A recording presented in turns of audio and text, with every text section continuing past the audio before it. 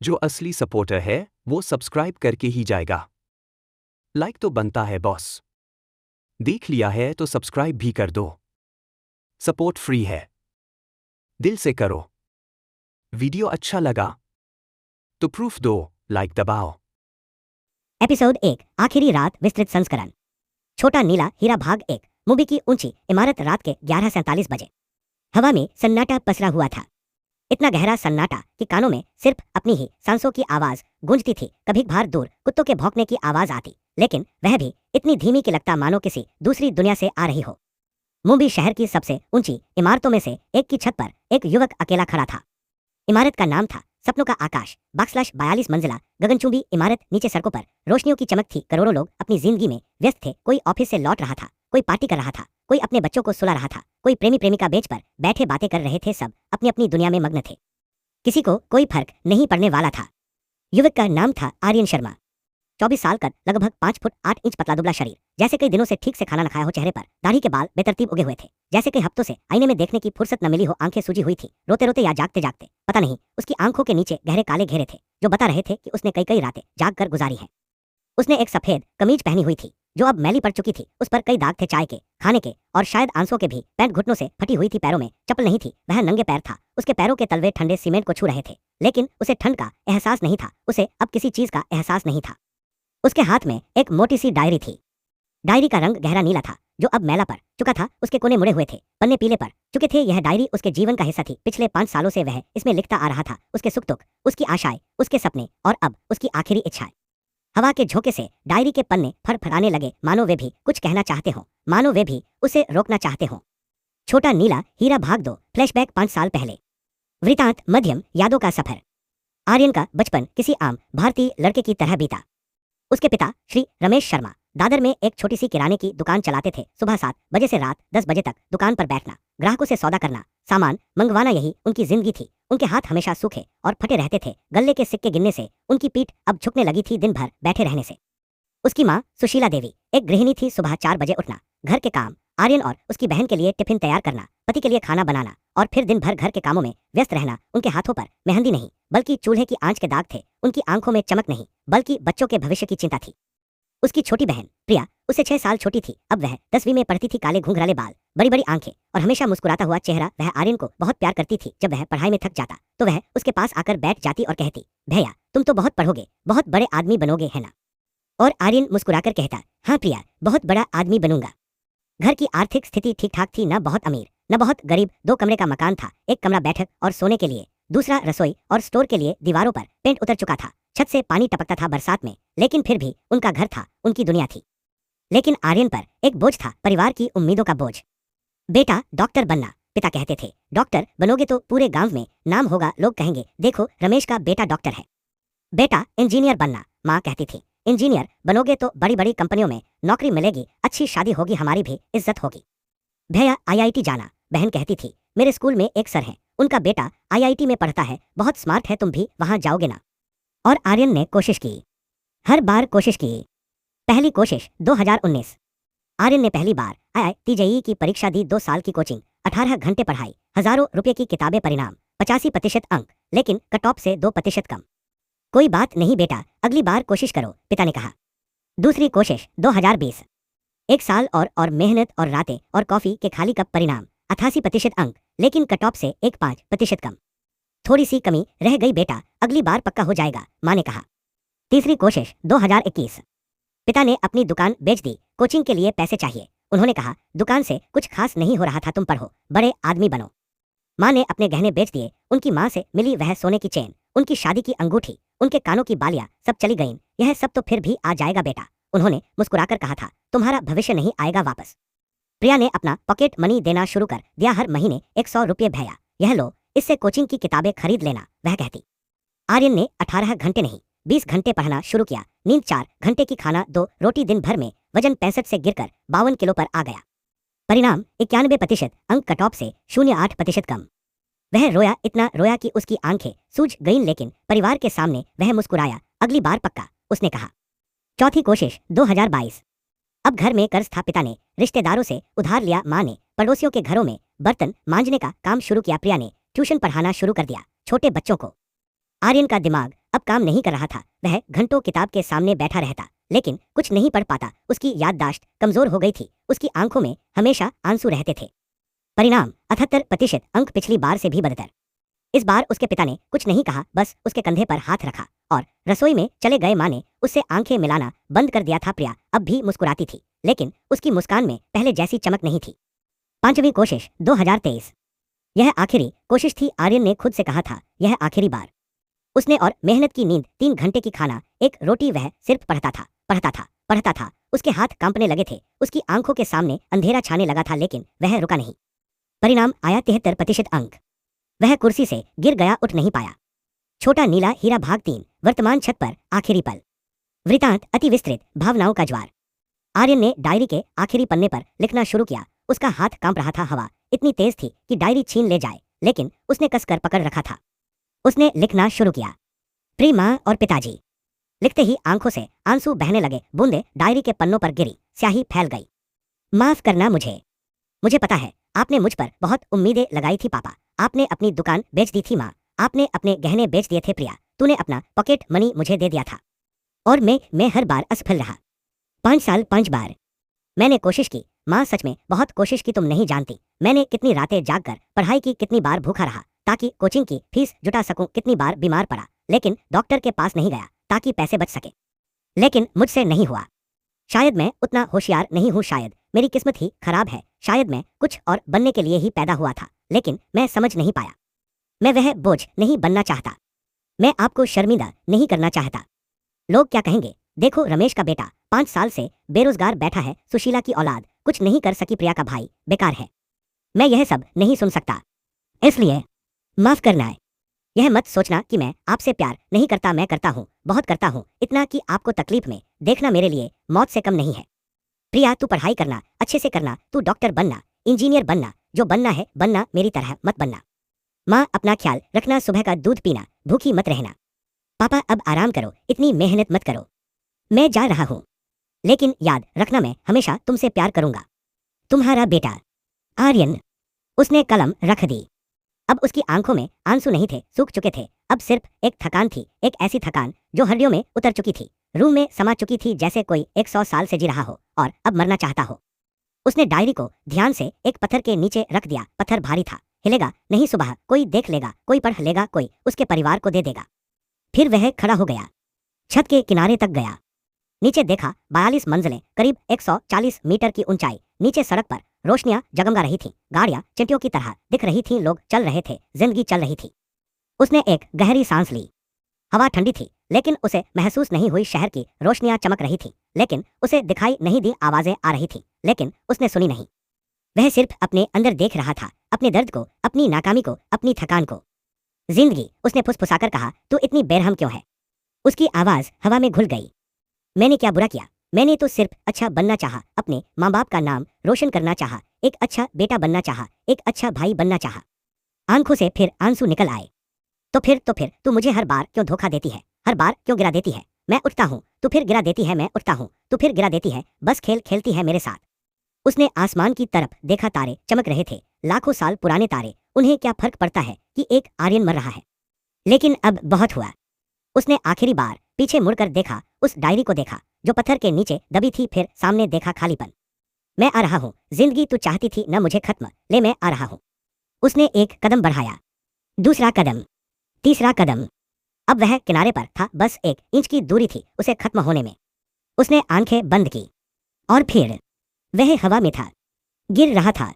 हवा की तेज सीटी कानों में, शरीर हवा में लहरा रहा था, पेट में एक अजीब सी हलचल, दिमाग में हजारों ख्याल, माँ, पिता, प्रिया, वो दुकान, वो गहने, वो 100 रुपये, वो असफलताएं, वो रातें, वो आंसू। यह अंत है, उसने सोचा। लेकिन तभी रुको, एक आवाज, गहरी, रहस्यमयी, शक्तिशाली। रुको आर्यन।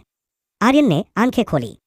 वह अभी भी गिर रहा था, लेकिन समय रुक गया था। हाँ, समय रुक गया था। वह हवा में लटका हुआ था, न ऊपर जा रहा था न नीचे। चारों तरफ अंधेरा था, गहरा, घना, अनंत अंधेरा। और उस अंधेरे में 2 आंखें थी, चमकती हुई आंखें, सुनहरी रोशनी से भरी हुई वे आंखें उसे देख रही थीं, सीधे आत्मा में झांकती हुई। तुम कौन हो? आर्यन ने पूछा। उसे आश्चर्य हुआ कि उसकी आवाज गूंज रही थी, जैसे किसी गुफा में हो। आंखें मुस्कुराईं। मैं वह हूं जो तुम्हारा इंतजार कर रहा था। मेरा इंतजार क्यों? क्योंकि तुम खास हो आर्यन। आर्यन हंस पड़ा, एक कड़वी हंसी खास। मैं तो सबसे बेकार हूँ, 5 साल से असफल हो रहा हूँ। मेरे परिवार ने मुझ पर सब कुछ लुटा दिया और मैंने उन्हें सिर्फ निराशा दी। मैं खास नहीं हूँ, मैं एक नाकाम हूँ। आंखों में करुणा आ गई। तुम गलत हो आर्यन, असफल होना कोई पाप नहीं है, हार मान लेना पाप है। तुमने कोशिश की, 5 साल लगातार कोशिश की। इतने लोग होते हैं जो एक बार असफल होकर हार मान लेते हैं। तुमने 5 बार कोशिश की, यह तुम्हारी कमजोरी नहीं, तुम्हारी ताकत है। लेकिन मैं कुछ नहीं कर पाया। इस दुनिया में नहीं, लेकिन दूसरी दुनिया में, वहां तुम कर सकते हो। दूसरी दुनिया? हाँ, एक ऐसी दुनिया जहां तुम्हारी असफलताएं तुम्हारी ताकत बनेंगी, जहां तुम सीखोगे कि असली शक्ति क्या होती है, जहां तुम ना केवल खुद सीखोगे बल्कि दूसरों को भी सिखाओगे। आर्यन को कुछ समझ नहीं आ रहा था। मैं एक टीचर बनना चाहता था, छोटे बच्चों को पढ़ाना चाहता था, लेकिन पापा चाहते थे डॉक्टर बनूं, माँ चाहती थी इंजीनियर बनूं। तो अब तुम वह बनोगे जो तुम बनना चाहते थे, एक टीचर, लेकिन सिर्फ टीचर नहीं, एक महान गुरु। एक ऐसा गुरु जो दुनिया की हर चीज की कमजोरियां देख सकता है, एक ऐसा गुरु जो किसी को भी कुछ भी सिखा सकता है। यह कैसे हो सकता है? तुम्हें एक उपहार मिलेगा, एक रहस्यमय पुस्तकालय, ज्ञान का सागर। यह पुस्तकालय तुम्हें हर चीज की कमजोरियां दिखाएगा, हर युद्ध कला की, हर दवा की, हर इंसान की। तुम बस देखोगे और समझ जाओगे। आर्यन चुप रहा, वह सब कुछ सपना लग रहा था। लेकिन याद रखो, आवाज ने कहा, यह शक्ति बड़ी जिम्मेदारी लेकर आती है। तुम इसका इस्तेमाल सिर्फ अच्छे के लिए करोगे, दूसरों की मदद करने के लिए, सिखाने के लिए, गुरु बनने के लिए। मैं तैयार हूं। अच्छा तो जाओ आर्यन, अपनी नई जिंदगी जियो। इस बार हार मत मानना, इस बार याद रखना, असफल होना सिर्फ एक स्टेप है, सीढ़ी का आगे बढ़ने का। एक तेज रोशनी, आंखें गायब हो गईं और फिर अंधेरा। छोटा नीला हीरा भाग 4। जागृति, एक नई दुनिया, एक नया जीवन। वृतांत विस्तृत, नई शुरुआत का एहसास। छात्र सुन रहे हो? आवाज दूर से आ रही थी, जैसे किसी गहरे कुएं से। सुबह हो गई, उठो, गुरुजी ने बुलाया है। करण ने आंखें खोली।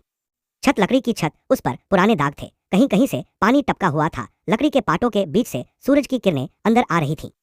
चारों ओर मिट्टी की दीवारें, दीवारों पर गहरी दरारें थीं, मानो बरसातों में कई बार भीगी हों। एक कोने में मकड़ी का जाला था, जिसमें एक मकड़ी बैठी इंतजार कर रही थी।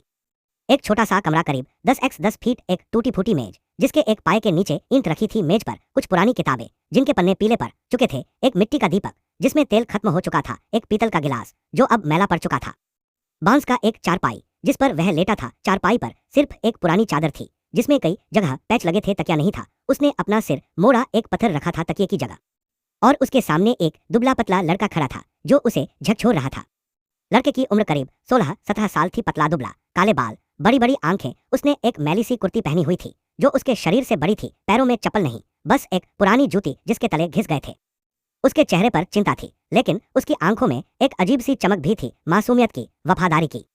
अरे करण, क्या सुन रहे हो? सुबह हो गई, गुरुजी ने बुलाया है, आज परिणाम आने वाला है। करण, आर्यन या अब जो भी वह था ने अपने हाथों की तरफ देखा। ये उसके हाथ नहीं थे, ये किसी और के थे। पतले, कमजोर किशोर के हाथ। उंगलियों पर कई जगह कट के निशान थे, क्या कागज से या किसी और चीज से। हथेलियों पर कॉलस, जैसे बहुत मेहनत की हो, बहुत लिखा हो, बहुत काम किया हो। उसने अपने चेहरे को छुआ, पतला चेहरा, कमजोर जबरा गाल, अंदर धंसे हुए, जैसे कई दिनों से ठीक से खाना नहीं मिला हो। आंखों के नीचे काले घेरे, जैसे कई रातें जागी हों। यह मैं नहीं हूं। तभी उसके दिमाग में एक धमाका हुआ। दर्द, तीव्र दर्द, जैसे कोई उसके सिर पर हथौड़ा मार रहा हो। और फिर तस्वीरें, हजारों तस्वीरें, लाखों, एक जीवन भर की यादें, एक अजंबी की यादें। वह कराह उठा, सामने खड़ा लड़का। राज घबरा गया। करण, क्या हुआ? कहीं बीमार तो नहीं हो? लेकिन करण ने सुना नहीं, वह उन यादों में खोया था। करण की यादें फ्लैश। एक छोटा सा गांव, मिट्टी के घर, खेत, एक बूढ़ी औरत, दादी, उसकी गोद में बैठा एक छोटा बच्चा। करण, बेटा, तुम्हारे माँ पापा स्वर्ग चले गए, अब मैं हूं तुम्हारे लिए। बच्चा रोता है, बूढ़ी औरत भी रोती है। 2 साल बाद दादी की मृत्यु। करण अकेला एक अनाथालय में। यह लड़का कमजोर है, पढ़ाई में भी कमजोर, इससे कुछ नहीं होगा। 10 साल का करण, एक संत आता है अनाथालय। इस लड़के को अकादमी भेजो, पढ़ाई का खर्चा मैं उठाऊंगा। करण खुश, पहली बार किसी ने उस पर भरोसा किया। अकादमी में दाखिला, पहला दिन उत्साह। फिर पहली परीक्षा असफल, दूसरी असफल, तीसरी असफल, चौथी असफल। 3 साल बीत गए। करण अब 16 साल का, अकादमी का सबसे बदनाम छात्र। यह वही है जो 3 साल से उसी कक्षा में फंसा है। 0 परफॉर्मेंस, शर्मनाक, बेकार। एक लड़का, राज, उसका एकमात्र दोस्त। चिंता मत कर, करण इस बार पास हो जाएगा। लेकिन करण जानता है वह पास नहीं होगा, वह कभी पास नहीं होता। यादें खत्म। करण ने आंखें खोली। अब वह जान गया था, वह आर्यन नहीं रहा, वह अब करण था, 16 साल का, अनाथ, गरीब, बदनाम, असफल करण। लेकिन अंदर ही अंदर वह आर्यन भी था, वह आर्यन जिसने 5 असफलताएं देखी थीं, वह आर्यन जिसने आत्महत्या की थी, वह आर्यन जिसे एक रहस्यमयी शक्ति ने दूसरा मौका दिया था। उसके गालों पर आंसू बह रहे थे। राज ने देखा तो वह और घबरा गया। करण, तू रो क्यों रहा है? क्या हुआ, बताना। करण मुस्कुराया, एक अजीब सी मुस्कान, दर्द भरी लेकिन उम्मीद से भरी। कुछ नहीं राज, बस एक सपना देखा, एक बुरा सपना। कैसा सपना? एक सपना जिसमें मैं हार मान चुका था, लेकिन अब मैं नहीं हारूंगा। राज ने उसके माथे पर हाथ रखा। बुखार तो नहीं है, तू ठीक तो है? करण ने उसका हाथ पकड़ लिया, राज की आंखों में देखा। उस आंखों में सच्ची चिंता थी, सच्चा प्यार था। यह मेरा दोस्त है, करण ने सोचा, इस दुनिया में मेरा एकमात्र दोस्त। हाँ राज, मैं ठीक हूं, पहले से कहीं ज्यादा ठीक। वह उठा, उसके पैर कांप रहे थे, लेकिन उसने खुद को संभाला। खिड़की के पास गया। खिड़की टूटी हुई थी, उसमें शीशा नहीं था, बस एक पुराना कपड़ा लटका था। उसने कपड़ा हटाया और बाहर देखा।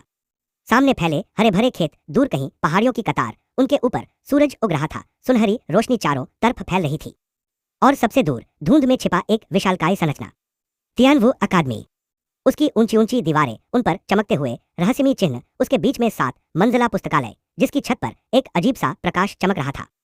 करण की सांसें तेज हो गईं। उसे याद आया, वह रहस्यमयी आवाज, वह वादा, वह पुस्तकालय ज्ञान का सागर। तुम्हारी असफलताएं तुम्हारी ताकत बनेंगी। उसने मुट्ठी भींच ली। उसकी आंखों में आंसू थे, लेकिन उनके साथ एक नई चमक भी थी, आशा की, संकल्प की, बदलाव की। राज ने पीछे से आवाज दी, करण चल, नहीं देर हो रही है, ध्रुव आज तेरा मजाक उड़ाने का इंतजार कर रहा होगा। करण मुस्कुराया, एक अलग ही मुस्कान, आत्मविश्वास से भरी। हाँ राज, चलते हैं, आज का दिन बहुत खास होने वाला है। उसने एक गहरी सांस ली और मुड़ा। उसके दिमाग में बस एक ही ख्याल था, नई दुनिया, नई जिंदगी, और इस बार मैं असफल नहीं, सफल होकर रहूंगा। एपिसोड 2, परिणाम और पहली झलक। अकादमी का रास्ता सुबह के 7 बजे। करण और राज झोपड़ी से बाहर निकले। सुबह की ताजी हवा ने करण के चेहरे को छुआ। यह हवा उसकी पुरानी दुनिया से बिल्कुल अलग थी। उसमें धुएं का जहर नहीं था, गाड़ियों के धुएं की बदबू नहीं थी, न ही शहर की उस उन्मत्त भागदौड़ की गंध, बल्कि इसमें फूलों की खुशबू थी, मिट्टी की सौंधी महक थी, और कहीं दूर से आती जलती लकड़ी की हल्की सी गंध थी। सामने एक कच्चा रास्ता था, दोनों तरफ घनी झाड़ियों में छोटे छोटे लाल फूल खिले हुए थे, जिन पर ओस की बूंदें चमक रही थी। हर बूंद में सूरज की किरणें अपना रंग भर रही थी। कोयल की आवाज आ रही थी, कुकू कुकू, ऐसी साफ, ऐसी मधुर आवाज की कानों में मिठास घुल जाए। कभी भार किसी पेड़ पर बैठा तोता चीख उठता, मानो सुबह का स्वागत कर रहा हो। रास्ते के किनारे छोटे छोटे पत्थर बिखरे थे, उन पर चलने से आवाज होती थी खरखर खरखर। करण के पैरों में पुरानी चप्पलें थीं, जिनके तले घिस गए थे, इसलिए हर कंकर उसे चुभ रहा था, लेकिन उसे अब दर्द का एहसास नहीं था। उसके अंदर बस एक ही भावना थी, जिज्ञासा, इस नई दुनिया को देखने की, समझने की, जीने की। रास्ते में कुछ लोग मिल रहे थे। एक बूढ़ा किसान बैलगाड़ी पर सब्जियां लादे जा रहा था, बैलों के गले में घंटियां बंधी थी, छन छन छन छन। बूढ़े ने करण को देखा तो मुस्कुराया, एक दयाभरी मुस्कान, जैसे किसी बीमार को देखकर मुस्कुराते हैं। उसकी आंखें कह रही थी, बेचारा आज फिर निराश होगा। उसने हाथ जोड़कर प्रणाम किया, और करण ने भी वैसा ही किया। 2 औरतें सिर पर पानी के मटके लिए जा रही थी। मटके मिट्टी के थे, बड़े बड़े, पेट निकले हुए, उन पर लाल और पीले रंग से बने फूलों की डिजाइन थी। औरतों के पैरों में पायल थी, छमछम छमछम। उन्होंने करण को देखा और आपस में कानाफूसी करने लगी। यही है न वह लड़का? हाँ, यही 3 साल हो गए उसी कक्षा में है। बेचारे के माता पिता नहीं है, कौन देगा इसको सहारा? अब अकादमी वाले निकाल देंगे तो क्या करेगा? उनकी बातें हवा में तैरती हुई करण के कानों तक पहुंची। राज ने गुस्से से उनकी तरफ देखा, लेकिन करण ने उसका हाथ पकड़ लिया। कोई बात नहीं राज, चलो।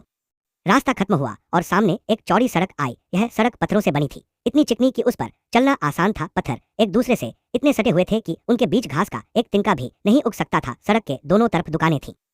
एक दुकान में हथियार बिक रहे थे, तलवारें, भाले, कुल्हाड़ियां और कुछ अजीब से हथियार जो करण ने कभी नहीं देखे थे। घुमावदार चाकू, 3 धार वाले भाले, जंजीरों वाले हथियार। एक तलवार पर सूरज की किरण पड़ी तो उसने इंद्रधनुषी रंग बिखेर दिए। उस पर नीले रंग के रहस्यमयी चिन्ह बने थे, जो धीरे धीरे चमक रहे थे। दूसरी दुकान में किताबें थी, पुरानी किताबें, नई किताबें, मोटी मोटी किताबें, पतली पतली किताबें। उनके आवरण चमड़े के थे, जिन पर सोने के अक्षर खुदे थे। कुछ किताबें ऐसी थी जो खुद ही चमक रही थी, उनके पन्ने हवा में अपने आप पलट रहे थे। एक किताब पर लिखा था, युद्ध कला की मूल बातें, पूर्णविराम। दूसरी पर औषधि निर्माण का रहस्य, पूर्णविराम। तीसरी पर आत्मा की साधना। तीसरी दुकान में कपड़े थे, रेशमी कुर्ते, ऊनी दुपट्टे, चमड़े के जूते। एक कुर्ता ऐसा था जो सूरज की रोशनी में रंग बदल रहा था, पहले नीला, फिर हरा, फिर सुनहरा। दुकानदार अपनी अपनी दुकानें सजा रहे थे। सुबह की पहली ग्राहकों का इंतजार। एक दुकानदार झाड़ू लगा रहा था, उससे धूल उड़ रही थी। एक दुकानदार अपने हथियारों को साफ कपड़े से पोंछ रहा था ताकि वे और चमके। एक दुकानदार चाय की केतली चढ़ा रहा था, उससे उठती भाप में चाय की खुशबू घुली थी। एक दुकान पर करण की नजर रुक गई। वहां एक बूढ़ा आदमी बैठा था, और उसके सामने छोटी छोटी शीशियां रखी थी। शीशियां कांच की थी, पारदर्शी। उन पर रंगीन चिन्ह बने थे। उनमें रंग बिरंगे तरल पदार्थ थे, कुछ लाल, कुछ नीले, कुछ सुनहरे, कुछ हरे, कुछ बैंगनी। एक शीशी में कोई चमकता हुआ पाउडर था जो हिलने पर रोशनी बिखेरता था। औषधियां। करण के दिमाग में यह शब्द कौंधा। इस दुनिया में योद्धा लोग औषधियों से अपनी ताकत बढ़ाते थे। जड़ी बूटियों, पहाड़ी फूलों, राक्षसों के खून और दुर्लभ खनिजों से बनी ये दवाई महंगी थी, बहुत महंगी। एक छोटी सी शीशी की कीमत में एक किसान परिवार महीने भर गुजारा कर सकता था। बूढ़े दुकानदार ने करण को देखा। उसकी आंखें पानीदार थीं, चेहरे पर झुर्रियां थीं, लेकिन उन झुर्रियों के पीछे अनुभव था, ज्ञान था। उसने करण की ओर देखा और पूछा, कुछ चाहिए बेटा? करण ने अपनी जेब टटोली, खाली एक पाई नहीं थी। उसने शर्मिंदगी से सिर हिला दिया। ना में बूढ़ा मुस्कुराया, कोई बात नहीं बेटा, जब पैसे होंगे तब आना, ये औषधियां यहीं रहेंगी। राज ने उसकी बांध खींची। चल करण, सपने मत देख, ये हमारे बस की नहीं है। हमारे पास तो खाने तक के पैसे नहीं हैं। करण ने आखिरी बार उन शीशियों की तरफ देखा। उसके मन में एक विचार आया, काश मैं भी एक दिन ऐसी औषधियां बना पाऊं, काश मैं भी एक दिन ताकतवर बन पाऊं। उसने गहरी सांस ली और आगे बढ़ गया। तियानवु अकादमी का मुख्य द्वार। आगे बढ़े तो रास्ता खत्म हुआ और सामने एक विशाल चौराहा आया। चौराहे पर लोगों की भीड़ थी, छात्र, दुकानदार, किसान, साधु, योद्धा। कोई हाथ में किताब लिए जा रहा था, कोई हथियार लटकाए, कोई खाली हाथ। सबकी नजरें एक ही दिशा में थीं और उस दिशा में था तियानवु अकादमी का मुख्य द्वार। करण ठिठक गया। उसने अपनी पुरानी दुनिया में ताजमहल देखा था, सफेद संगमरमर का वह अद्भुत स्मारक, कुतुब मीनार देखी थी, लाल पत्थर की वह ऊंची मीनार, गेटवे ऑफ इंडिया देखा था, समुद्र के किनारे बना वह भव्य द्वार। लेकिन यह कुछ और ही था। एक विशालकाय द्वार, कम से कम 50 फीट ऊंचा और 30 फीट चौड़ा। वह शुद्ध सोने की तरह चमक रहा था, लेकिन सोना नहीं था, कोई और धातु। जिस पर सूरज की किरणें पड़ती थी तो इंद्रधनुष के रंग बिखर जाते थे। उस पर बेलबूटे बने थे, फूल, पत्ते, लताएं, और उनमें छिपे छोटे छोटे जानवर। एक तितली ऐसी बनी थी कि लगता था पल भर में उड़ जाएगी। एक शेर ऐसा कि दहाड़ नहीं। द्वार के दोनों तरफ दो विशाल मूर्तियां थी, शेरों की, लेकिन साधारण शेर नहीं। उनके 6 पैर थे, आंखें लाल मणि की बनी थी जो सूरज की रोशनी में जलती हुई लगती थी, और मुंह से मानो आग निकल रही हो, पत्थर की आग, लेकिन इतनी यथार्थवादी कि लगता था कोई भी पल में जान डाल दे। उनके शरीर पर चमकीले नीले रंग के चिन्ह बने थे जो धीरे धीरे सांस लेने की तरह चमक। द्वार के पार एक लंबा रास्ता था, सफेद संगमरमर का। उस पर इतनी चमक थी कि उसमें अपना प्रतिबिंब दिखता था। रास्ते के दोनों तरफ फव्वारे थे, उनसे पानी नहीं बल्कि कोई चमकता हुआ तरल निकल रहा था जो हवा में बिखरकर सुनहरी बूंदों में बदल जाता था। वे बूंदें हवा में तैरती थीं, फिर धीरे धीरे नीचे गिरती थीं और फव्वारे के पानी में मिल जाती थीं। बगीचे थे, उनमें ऐसे फूल खिले थे जो करण ने कभी नहीं देखे थे, नीले, बैंगनी, सुनहरे, यहाँ तक कि काले फूल भी। एक फूल ऐसा था जो धीरे धीरे खिल रहा था। उसकी पंखुड़ियां एक एक करके खुल रही थी और हर पंखुड़ी के खुलने पर एक हल्की सी ध्वनि होती थी, टन टन टन, जैसे कोई बहुत दूर घंटी बजा रहा हो। उनसे मीठी मीठी खुशबू आ रही थी, लेकिन इतनी तेज। और सबसे दूर, सबसे ऊंचा, सबसे भव्य केंद्रीय पुस्तकालय। 7 मंजिला यह इमारत इतनी बड़ी थी कि उसे देखने के लिए गर्दन ऊपर उठानी पड़ती थी। 7 मंजिलें एक दूसरे से छोटी होती जा रही थी। पहली मंजिल सबसे बड़ी, फिर दूसरी उससे थोड़ी छोटी, और 7वीं सबसे छोटी, बिल्कुल ऊपर, जहां एक सुनहरा गुंबद था। इसकी दीवारें काले पत्थर की थीं, लेकिन उन पर अजीब से चिन्ह खुदे थे जो धीरे धीरे चमक रहे थे। हरी, नीली, सुनहरी रोशनी से वे चिन्ह घूम रहे थे, एक दूसरे में मिल रहे थे, फिर अलग हो रहे थे। लगता था जैसे इमारत खुद जीवित हो, सांस ले रही हो, और उसके शरीर पर ये चिन्ह उसके दिल की धड़कन की तरह चमक रहे हों। हर मंजिल पर खिड़कियां थी, बड़ी बड़ी, धनुषाकार। उनमें रंगीन शीशे लगे थे, नीले, लाल, पीले, हरे। सूरज की रोशनी उन शीशों से गुजरती तो रंग बिरंगी किरणें अंदर फैल जाती थी। कहते थे कि हर मंजिल पर हजारों किताबें हैं, लाखों, और उनमें से हर किताब में इस दुनिया का कोई ना कोई रहस्य छिपा है। सबसे ऊपर गुंबद पर एक विशाल घंटी थी। वह घंटी पीतल की थी, लेकिन उस पर सोना चढ़ा था। उस पर देवी देवताओं की मूर्तियां बनी थी। हर घंटे वह घंटी बजती थी, डोंग डोंग डोंग। उसकी आवाज पूरे शहर में गूंजती थी, गहरी, गंभीर, मानो कोई देवता बोल रहा हो। उस आवाज से पक्षी उड़ जाते थे, लोग ठिठक जाते थे, और सबके मन में श्रद्धा का भाव जाग उठता था। करण देखता ही रह गया।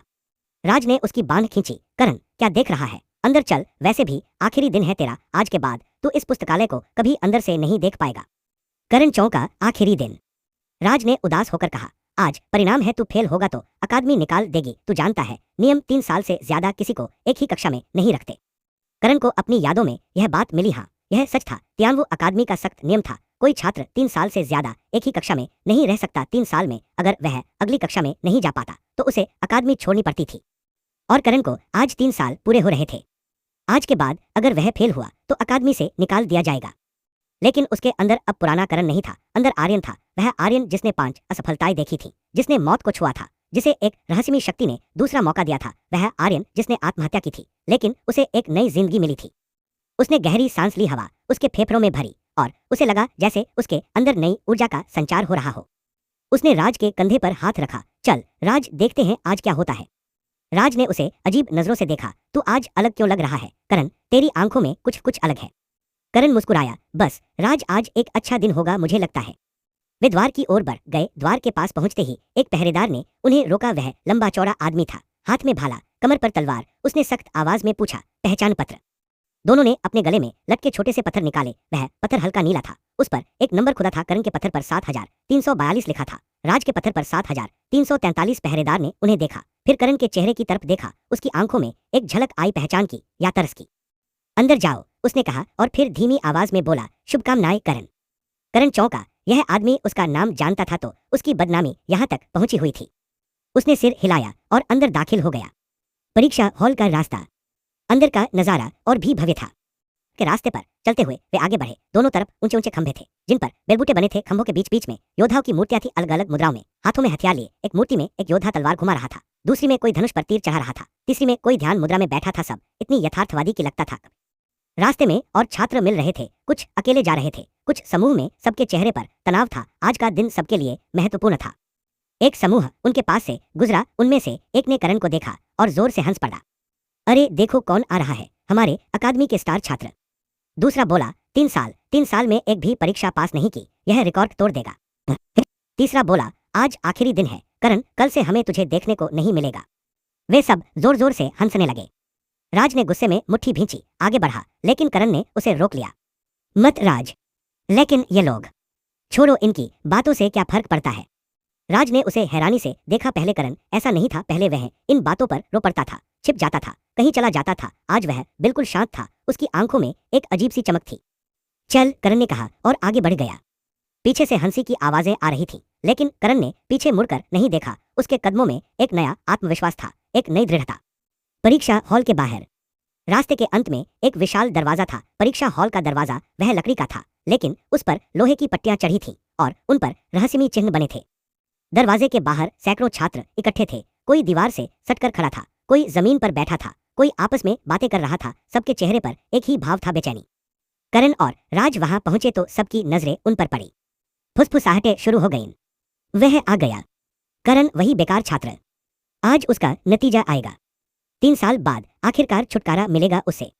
करण ने सबको अनसुना कर दिया। उसकी नजरें उस विशाल दरवाजे पर थी। तभी भीड़ में हलचल हुई। लोग एक तरफ हटने लगे, रास्ता बनाने लगे। एक लड़का आ रहा था, लंबा, गोरा, चौड़ी छाती, मजबूत बांहें। उसने महंगे रेशमी कपड़े पहने थे, सुनहरी जरी वाला कुर्ता, नीली चादर, चमड़े के जूते, गले में सोने की चेन थी जिस पर एक बड़ा सा नीला पत्थर लटक रहा था। उसके बाल तेल से चमक रहे थे, चेहरे पर घमंड भरी मुस्कान थी। उसके पीछे पीछे उसके 4-5 दोस्त थे, सब उसी के जैसे अमीर, घमंडी। ध्रुव, अकादमी का टॉपर, सबसे अमीर परिवार का लड़का, सबसे ताकतवर छात्र और करण का सबसे बड़ा दुश्मन। ध्रुव ने करण को देखा, उसकी मुस्कान और चौड़ी हो गई। वह सीधा करण के पास आया। अरे अरे अरे, देखो कौन आया है। उसकी आवाज इतनी ऊंची थी कि सब सुन सकते थे। हमारे अकादमी के महान छात्र 3 साल से हमें गौरवान्वित कर रहे हैं। उसके दोस्त जोर जोर से हंसने लगे। ध्रुव ने करण के कंधे पर हाथ रखा, जोर से चोट पहुंचाने के इरादे से। बताओ करण, आज कैसे हो? तैयार हो अपनी जीत का जश्न मनाने के लिए?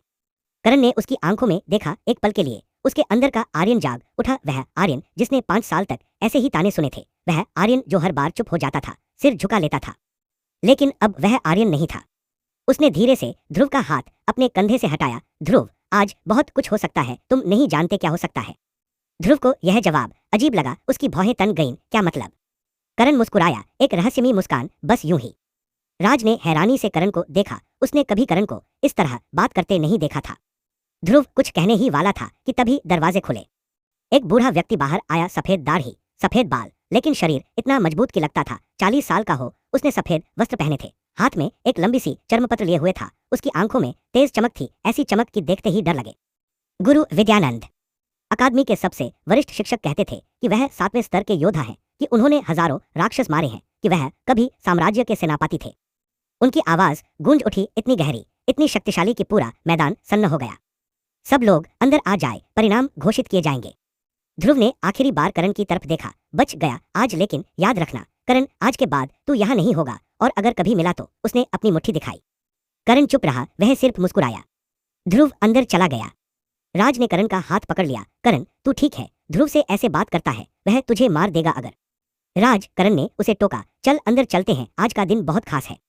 राज ने उसे देखा। उसकी आंखों में सवाल थे, बहुत सारे सवाल, लेकिन उसने पूछे नहीं। दोनों अंदर दाखिल हो गए। बड़े बड़े दरवाजे उनके पीछे बंद हो गए। धम्म धम्म धम्म 3 बार। अंदर का सन्नाटा और भी गहरा था, और करण के दिल की धड़कन तेज हो गई। अब देखते हैं ज्ञान का सागर तू कितना सच है। एपिसोड 2, परिणाम और पहली झलक। अकादमी का रास्ता सुबह के 7 बजे। करण और राज झोपड़ी से बाहर निकले। सुबह की ताजी हवा ने करण के चेहरे को छुआ। यह हवा उसकी पुरानी दुनिया से बिल्कुल अलग थी। उसमें धुएं का जहर नहीं था, गाड़ियों के धुएं की बदबू नहीं थी, न ही शहर की उस उन्मत्त भागदौड़ की गंध, बल्कि इसमें फूलों की खुशबू थी, मिट्टी की सौंधी महक थी और कहीं दूर से आती जलती लकड़ी की हल्की सी गंध थी। सामने एक कच्चा रास्ता था। दोनों तरफ घनी झाड़ियों में छोटे छोटे लाल फूल खिले हुए थे, जिन पर ओस की बूंदें चमक रही थी। हर बूंद में सूरज की किरणें अपना रंग भर रही थी। कोयल की आवाज आ रही थी, कुकू कुकू, ऐसी साफ, ऐसी मधुर आवाज की कानों में मिठास घुल जाए। कभी भार किसी पेड़ पर बैठा तोता चीख उठता, मानो सुबह का स्वागत कर रहा हो। रास्ते के किनारे छोटे छोटे पत्थर बिखरे थे, उन पर चलने से आवाज होती थी खरखर खरखर। करण के पैरों में पुरानी चप्पलें थीं, जिनके तले घिस गए थे, इसलिए हर कंकर उसे चुभ रहा था। लेकिन उसे अब दर्द का एहसास नहीं था। उसके अंदर बस एक ही भावना थी, जिज्ञासा, इस नई दुनिया को देखने की, समझने की, जीने की। रास्ते में कुछ लोग मिल रहे थे। एक बूढ़ा किसान बैलगाड़ी पर सब्जियां लादे जा रहा था। बैलों के गले में घंटियां बंधी थी। छन छन छन छन। बूढ़े ने करण को देखा तो मुस्कुराया, एक दयाभरी मुस्कान, जैसे किसी बीमार को देखकर मुस्कुराते हैं। उसकी आंखें कह रही थी, बेचारा आज फिर निराश होगा। उसने हाथ जोड़कर प्रणाम किया और करण ने भी वैसा ही किया। दो औरतें सिर पर पानी के मटके लिए जा रही थीं। मटके मिट्टी के थे, बड़े बड़े, पेट निकले हुए, उन पर लाल और पीले रंग से बने फूलों की डिजाइन थी। औरतों के पैरों में पायल थी। छमछम छमछम। उन्होंने करण को देखा और आपस में कानाफूसी करने लगी। यही है न वह लड़का? हाँ, यही 3 साल हो गए उसी कक्षा में है। बेचारे के माता पिता नहीं है, कौन देगा इसको सहारा? अब अकादमी वाले निकाल देंगे तो क्या करेगा? उनकी बातें हवा में तैरती हुई करण के कानों तक पहुंची। राज ने गुस्से से उनकी तरफ देखा, लेकिन करण ने उसका हाथ पकड़ लिया। कोई बात नहीं राज, चलो। रास्ता खत्म हुआ और सामने एक चौड़ी सड़क आई। यह सड़क पत्थरों से बनी थी, इतनी चिकनी कि उस पर चलना आसान था। पत्थर एक दूसरे से इतने सटे हुए थे कि उनके बीच घास का एक तिनका भी नहीं उग सकता था। सड़क के दोनों तरफ दुकानें थीं। एक दुकान में हथियार बिक रहे थे, तलवारें, भाले, कुल्हाड़ियां और कुछ अजीब से हथियार जो करण ने कभी नहीं देखे थे। घुमावदार चाकू, 3 धार वाले भाले, जंजीरों वाले हथियार। एक तलवार पर सूरज की किरण पड़ी तो उसने इंद्रधनुषी रंग बिखेर दिए। उस पर नीले रंग के रहस्यमयी चिन्ह बने थे जो धीरे धीरे चमक रहे थे। दूसरी दुकान में किताबें थी, पुरानी किताबें, नई किताबें, मोटी मोटी किताबें, पतली पतली किताबें। उनके आवरण चमड़े के थे, जिन पर सोने के अक्षर खुदे थे। कुछ किताबें ऐसी थी जो खुद ही चमक रही थी, उनके पन्ने हवा में अपने आप पलट रहे थे। एक किताब पर लिखा था, युद्ध कला की मूल बातें, पूर्णराम। दूसरी पर औषधि निर्माण का रहस्य, पूर्णराम। तीसरी पर आत्मा की साधना। तीसरी दुकान में कपड़े थे, रेशमी कुर्ते, ऊनी दुपट्टे, चमड़े के जूते। एक कुर्ता ऐसा था जो सूरज की रोशनी में रंग बदल रहा था, पहले नीला, फिर हरा, फिर सुनहरा। दुकानदार अपनी अपनी दुकानें सजा रहे थे। सुबह की पहली ग्राहकों का इंतजार। एक दुकानदार झाड़ू लगा रहा था, उससे धूल उड़ रही थी। एक दुकानदार अपने हथियारों को साफ कपड़े से पोंछ रहा था ताकि वे और चमके। एक दुकानदार चाय की केतली चढ़ा रहा था, उससे उठती भाप में चाय की खुशबू घुली थी। एक दुकान पर करण की नजर रुक गई। वहां एक बूढ़ा आदमी बैठा था और उसके सामने छोटी छोटी शीशियां रखी थी। शीशियां कांच की थी, पारदर्शी। उन पर रंगीन चिन्ह बने थे, उनमें रंग बिरंगे तरल पदार्थ थे, कुछ लाल, कुछ नीले, कुछ सुनहरे, कुछ हरे, कुछ बैंगनी। एक शीशी में कोई चमकता हुआ पाउडर था जो हिलने पर रोशनी बिखेरता था। औषधियां। करण के दिमाग में यह शब्द कौंधा। इस दुनिया में योद्धा लोग औषधियों से अपनी ताकत बढ़ाते थे, जड़ी बूटियों, पहाड़ी फूलों, राक्षसों के खून और दुर्लभ खनिजों से बनी ये दवाई महंगी थी, बहुत महंगी। एक छोटी सी शीशी की कीमत में एक किसान परिवार महीने भर गुजारा कर सकता था। बूढ़े दुकानदार ने करण को देखा, उसकी आंखें पानीदार थीं, चेहरे पर झुर्रियां थीं, लेकिन उन झुर्रियों के पीछे अनुभव था, ज्ञान था। उसने करण की ओर देखा और पूछा, कुछ चाहिए बेटा? करण ने अपनी जेब टटोली, खाली एक पाई नहीं थी। उसने शर्मिंदगी से सिर हिला दिया। ना में बूढ़ा मुस्कुराया, कोई बात नहीं बेटा, जब पैसे होंगे तब आना, ये औषधियां यही रहेंगी। राज ने उसकी बांध खींची, चल करण, सपने मत देख, ये हमारे बस की नहीं है, हमारे पास तो खाने तक के पैसे नहीं हैं। करण ने आखिरी बार उन शीशियों की तरफ देखा। उसके मन में एक विचार आया, काश मैं भी एक दिन ऐसी औषधियां बना पाऊं, काश मैं भी एक दिन ताकतवर बन पाऊं। उसने गहरी सांस ली और आगे बढ़ गया। तियानवु अकादमी का मुख्य द्वार। आगे बढ़े तो रास्ता खत्म हुआ और सामने एक विशाल चौराहा आया। चौराहे पर लोगों की भीड़ थी, छात्र, दुकानदार, किसान, साधु, योद्धा। कोई हाथ में किताब लिए जा रहा था, कोई हथियार लटकाए, कोई खाली हाथ। सबकी नजरें एक ही दिशा में थी और उस दिशा में था तियानवु अकादमी का मुख्य द्वार। करण ठिठक गया। उसने अपनी पुरानी दुनिया में ताजमहल देखा था, सफेद संगमरमर का वह अद्भुत स्मारक, कुतुब मीनार देखी थी, लाल पत्थर की वह ऊंची मीनार, गेटवे ऑफ इंडिया देखा था, समुद्र के किनारे बना वह भव्य द्वार। लेकिन यह कुछ और ही था। एक विशालकाय द्वार, कम से कम 50 फीट ऊंचा और 30 फीट चौड़ा। वह शुद्ध सोने की तरह चमक रहा था, लेकिन सोना नहीं था, कोई और धातु। जिस पर सूरज की किरणें पड़ती थीं तो इंद्रधनुष के रंग बिखर जाते थे। उस पर बेल बूटे बने थे, फूल, पत्ते, लताएं और उनमें छिपे छोटे छोटे जानवर। एक तितली ऐसी बनी थी कि लगता था पल भर में उड़ जाएगी। एक शेर ऐसा कि दहाड़ने ही वाला हो। द्वार के दोनों तरफ 2 विशाल मूर्तियां थी, शेरों की, लेकिन साधारण शेर नहीं। उनके 6 पैर थे, आंखें लाल मणि की बनी थी जो सूरज की रोशनी में जलती हुई लगती थी और मुंह से मानो आग निकल रही हो, पत्थर की आग, लेकिन इतनी यथार्थवादी कि लगता था कोई भी पल में जान डाल दे। उनके शरीर पर चमकीले नीले रंग के चिन्ह बने थे जो धीरे धीरे सांस लेने की तरह चमक द्वार के पार एक लंबा रास्ता था। सफेद संगमरमर का उस पर इतनी चमक थी कि उसमें अपना प्रतिबिंब दिखता था। रास्ते के दोनों तरफ फव्वारे थे, उनसे पानी नहीं बल्कि कोई चमकता हुआ तरल निकल रहा था जो हवा में बिखर कर सुनहरी बूंदों में बदल जाता था। वे बूंदें हवा में तैरती थीं, फिर धीरे धीरे नीचे गिरती थीं और फव्वारे के पानी में मिल जाती थीं। बगीचे थे, उनमें ऐसे फूल खिले थे जो करण ने कभी नहीं देखे थे। नीले, बैंगनी, सुनहरे, यहाँ तक कि काले फूल भी। एक फूल ऐसा था जो धीरे धीरे खिल रहा था। उसकी पंखुड़ियां एक एक करके खुल रही थी और हर पंखुड़ी के खुलने पर एक हल्की सी ध्वनि होती थी, टन टन टन, जैसे कोई बहुत दूर घंटी बजा रहा हो। उनसे मीठी मीठी खुशबू आ रही थी, लेकिन इतनी तेज। और सबसे दूर, सबसे ऊंचा, सबसे भव्य केंद्रीय पुस्तकालय। 7 मंजिला यह इमारत इतनी बड़ी थी कि उसे देखने के लिए गर्दन ऊपर उठानी पड़ती थी। 7 मंजिलें एक दूसरे से छोटी होती जा रही थी। पहली मंजिल सबसे बड़ी, फिर दूसरी उससे थोड़ी छोटी और 7वीं सबसे छोटी, बिल्कुल ऊपर जहां एक सुनहरा गुंबद था। इसकी दीवारें काले पत्थर की थीं, लेकिन उन पर अजीब से चिन्ह खुदे थे जो धीरे धीरे चमक रहे थे। हरी, नीली, सुनहरी रोशनी से वे चिन्ह घूम रहे थे, एक दूसरे में मिल रहे थे, फिर अलग हो रहे थे। लगता था जैसे इमारत खुद जीवित हो, सांस ले रही हो और उसके शरीर पर ये चिन्ह उसके दिल की धड़कन की तरह चमक रहे हों। हर मंजिल पर खिड़कियां थी, बड़ी बड़ी, धनुषाकार। उनमें रंगीन शीशे लगे थे। नीले, लाल, पीले, हरे सूरज की रोशनी उन शीशों से गुजरती तो रंग बिरंगी किरणें अंदर फैल जाती थी। कहते थे कि हर मंजिल पर हजारों किताबें हैं, लाखों, और उनमें से हर किताब में इस दुनिया का कोई ना कोई रहस्य छिपा है। सबसे ऊपर गुंबद पर एक विशाल घंटी थी। वह घंटी पीतल की थी, लेकिन उस पर सोना चढ़ा था। उस पर देवी देवताओं की मूर्तियां बनी थी। हर घंटे वह घंटी बजती थी, डोंग डोंग डोंग। उसकी आवाज पूरे शहर में गूंजती थी, गहरी, गंभीर, मानो कोई देवता बोल रहा हो। उस आवाज से पक्षी उड़ जाते थे, लोग ठिठक जाते थे और सबके मन में श्रद्धा का भाव जाग उठता था। करण देखता ही रह गया। राज ने उसकी बांध खींची। करण, क्या देख रहा है? अंदर चल, वैसे भी आखिरी दिन है तेरा। आज के बाद तू इस पुस्तकालय को कभी अंदर से नहीं देख पाएगा। करण चौंका। आखिरी दिन?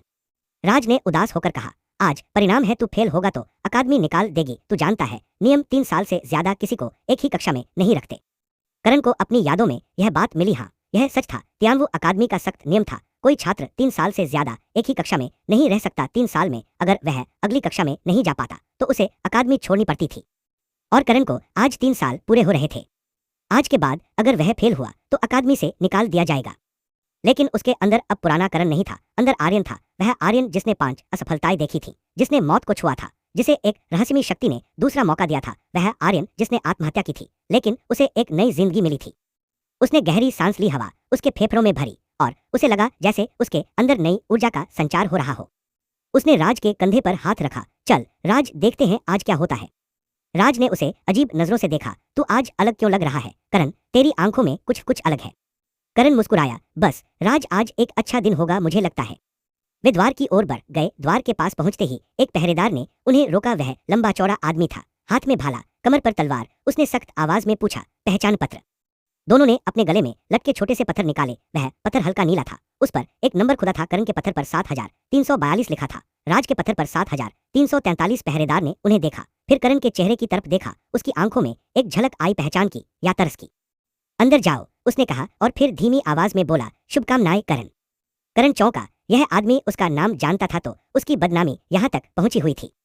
उसने सिर हिलाया और अंदर दाखिल हो गया।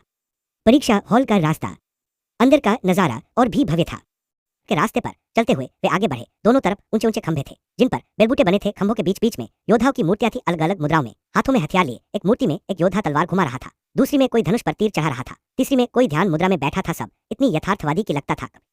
रास्ते में और छात्र मिल रहे थे, कुछ अकेले जा रहे थे, कुछ समूह में। सबके चेहरे पर तनाव था। आज का दिन सबके लिए महत्वपूर्ण था।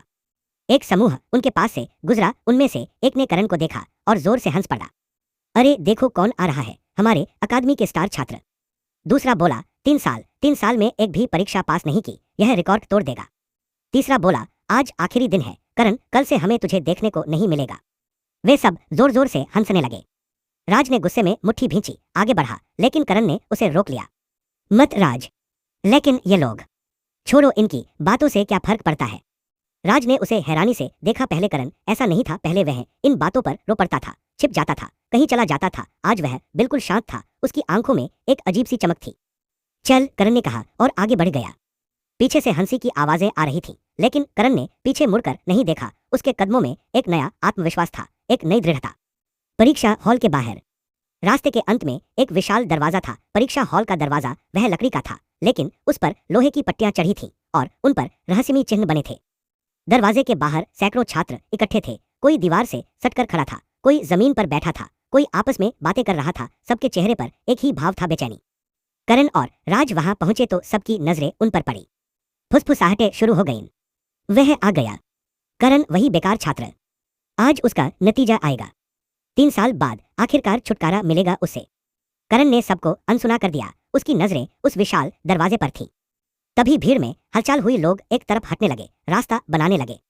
एक लड़का आ रहा था, लंबा, गोरा, चौड़ी छाती, मजबूत बांहें। उसने महंगे रेशमी कपड़े पहने थे, सुनहरी जरी वाला कुर्ता, नीली चादर, चमड़े के जूते, गले में सोने की चेन थी जिस पर एक बड़ा सा नीला पत्थर लटक रहा था। उसके बाल तेल से चमक रहे थे, चेहरे पर घमंड भरी मुस्कान थी। उसके पीछे पीछे उसके 4-5 दोस्त थे, सब उसी के जैसे अमीर, घमंडी। ध्रुव, अकादमी का टॉपर, सबसे अमीर परिवार का लड़का, सबसे ताकतवर छात्र और करण का सबसे बड़ा दुश्मन। ध्रुव ने करण को देखा, उसकी मुस्कान और चौड़ी हो गई। वह सीधा करण के पास आया। अरे अरे अरे, देखो कौन आया है। उसकी आवाज इतनी ऊंची थी कि सब सुन सकते थे। हमारे अकादमी के महान छात्र 3 साल से हमें गौरवान्वित कर रहे हैं। उसके दोस्त जोर जोर से हंसने लगे। ध्रुव ने करण के कंधे पर हाथ रखा, जोर से चोट पहुंचाने के इरादे से। बताओ करण, आज कैसे हो? तैयार हो अपनी जीत का जश्न मनाने के लिए? करण ने उसकी आंखों में देखा। एक पल के लिए उसके अंदर का आर्यन जाग उठा। वह आर्यन जिसने 5 साल तक ऐसे ही ताने सुने थे, वह आर्यन जो हर बार चुप हो जाता था, सिर झुका लेता था। लेकिन अब वह आर्यन नहीं था। उसने धीरे से ध्रुव का हाथ अपने कंधे से हटाया। ध्रुव, आज बहुत कुछ हो सकता है, तुम नहीं जानते क्या हो सकता है। ध्रुव को यह जवाब अजीब लगा, उसकी भौहें तन गईं। क्या मतलब? करण मुस्कुराया, एक रहस्यमयी मुस्कान, बस यूं ही। राज ने हैरानी से करण को देखा। उसने कभी करण को इस तरह बात करते नहीं देखा था। ध्रुव कुछ कहने ही वाला था कि तभी दरवाजे खुले। एक बूढ़ा व्यक्ति बाहर आया, सफेद दाढ़ी, सफेद बाल, लेकिन शरीर इतना मजबूत कि लगता था 40 साल का हो। उसने सफेद वस्त्र पहने थे, हाथ में एक लंबी सी चर्मपत्र लिए हुए था। उसकी आंखों में तेज चमक थी, ऐसी चमक कि देखते ही डर लगे। गुरु विद्यानंद, अकादमी के सबसे वरिष्ठ शिक्षक, कहते थे कि वह 7वें स्तर के योद्धा हैं, कि उन्होंने हजारों राक्षस मारे हैं, कि वह कभी साम्राज्य के सेनापति थे। उनकी आवाज गूंज उठी, इतनी गहरी, इतनी शक्तिशाली कि पूरा मैदान सन्न हो गया। सब लोग अंदर आ जाए, परिणाम घोषित किए जाएंगे। ध्रुव ने आखिरी बार करण की तरफ देखा। बच गया आज, लेकिन याद रखना करण, आज के बाद तू यहाँ नहीं होगा, और अगर कभी मिला तो। उसने अपनी मुट्ठी दिखाई। करण चुप रहा, वह सिर्फ मुस्कुराया। ध्रुव अंदर चला गया। राज ने करण का हाथ पकड़ लिया। करण, तू ठीक है? ध्रुव से ऐसे बात करता है, वह तुझे मार देगा अगर। राज, करण ने उसे टोका। चल अंदर चलते हैं, आज का दिन बहुत खास है। राज ने उसे देखा, उसकी आंखों में सवाल थे, बहुत सारे सवाल, लेकिन उसने पूछे नहीं। दोनों अंदर दाखिल हो गए। बड़े बड़े दरवाजे उनके पीछे बंद हो गए। धम्म धम्म धम्म 3 बार। अंदर का सन्नाटा और भी गहरा था, और करण के